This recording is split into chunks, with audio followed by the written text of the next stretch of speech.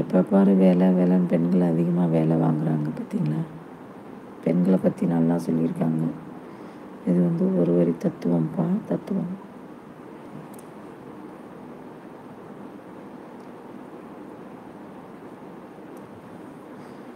ஒரு நாளைக்கு சாய்பாபா ஷார்ட்ஸ் போடணும். சாய்பாபா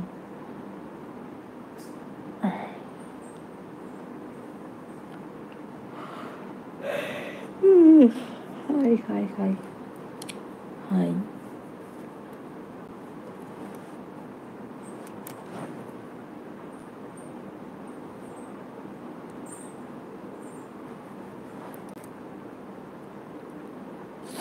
முடிஞ்சு நான் படுங்க.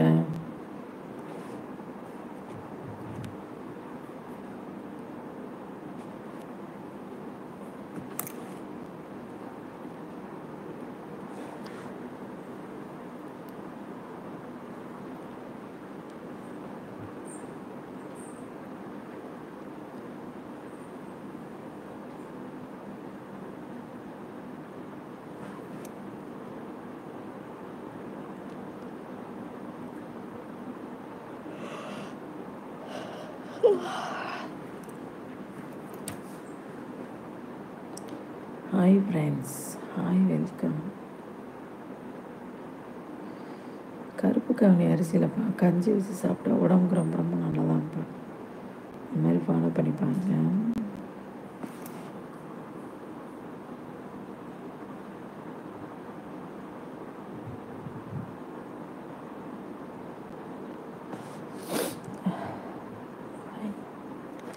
செம்ம.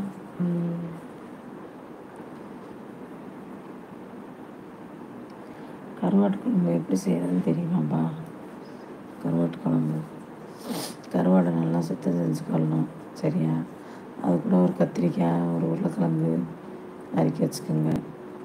புளி கொஞ்சம் ஊற வச்சுக்கோங்க, சரியா?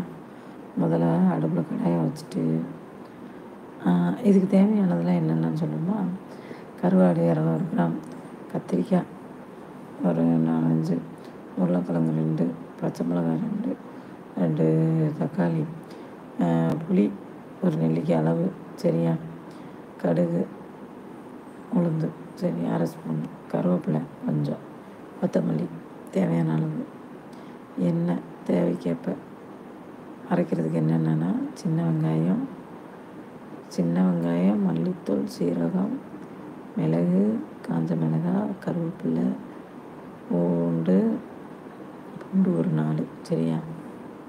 மிளகாய் உங்களுக்கு உரப்புக்கு தகுந்த மாதிரி, தேங்காய் துருவல் 1/4 கப்பு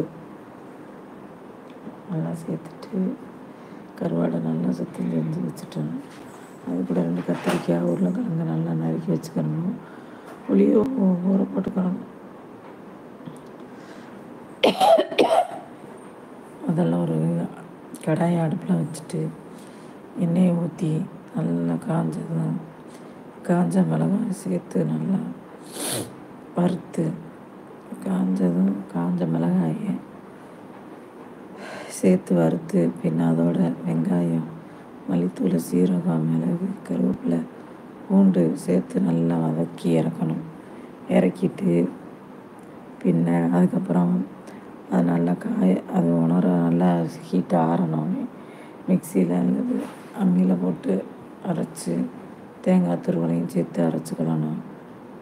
பிறகு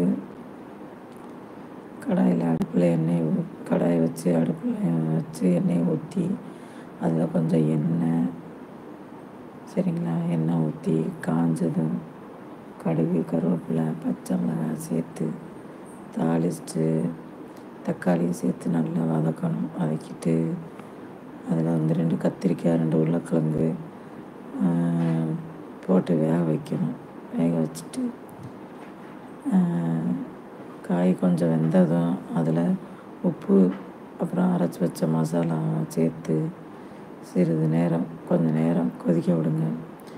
அப்புறம் அதில் புளிக்கரைசலை ஊற்றி நல்லா கொதிக்க விடணும். புளிக்கரைசல் நல்லா கொதித்ததும் அதில் கருவாட்டை சேர்த்து 5 நிமிஷம் கொதிக்க விட்டு இறக்கணும்னா சுவையான நம்மளுக்கு கருவாட்டு குழம்பு ரெடி ஆயிடுச்சு. இதே மாதிரி செஞ்சு பாருங்கள்.